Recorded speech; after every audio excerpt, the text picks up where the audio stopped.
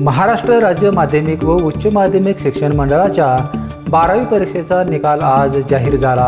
कोल्हापूर विभागाची 6व्या स्थानी घसरण झाली असून कोकण विभागाने राज्यात पहिले स्थान पटकावले आहे।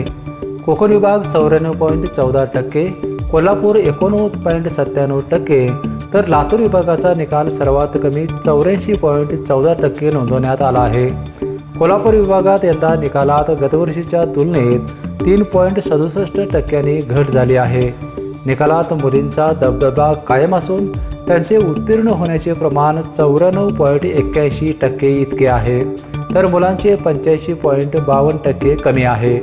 राज्याच्या एकूण निकालात कोकण विभाग प्रथम क्रमांकावर राहिला असून त्यापाठोपाठ पुणे, अमरावती, नाशिक, मुंबई, कोल्हापूर, छत्रपती संभाजीनगर, नागपूर, लातूर विभागाचा निकाल लागला आहे।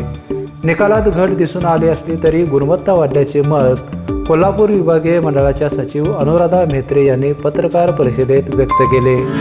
या वर्षीचे जो निकाल आपला घट झालेला आहे त्याचं प्रमुख कारण असं आहे की प्रत्येक वर्गामध्ये आपण सीसीटीव्ही कॅमेऱ्यांचं आयोजन केलेलं आहे आणि ज्या वर्गांमध्ये किंवा ज्या शाळांमध्ये सीसीटीव्ही नव्हते त्या ठिकाणी माननीय जिल्हाधिकारी महोदयांच्या अध्यक्षतेखाली आपण ड्रोन फिरवलेले आहेत। ड्रोन आणि त्याच्याबरोबर ड्रोन बरोबरच आपण व्हिडिओ शूटिंग ही प्रत्येक वर्गामध्ये केल्यामुळे बऱ्यापैकी गैरप्रकारांना आळा बसलेला आहे।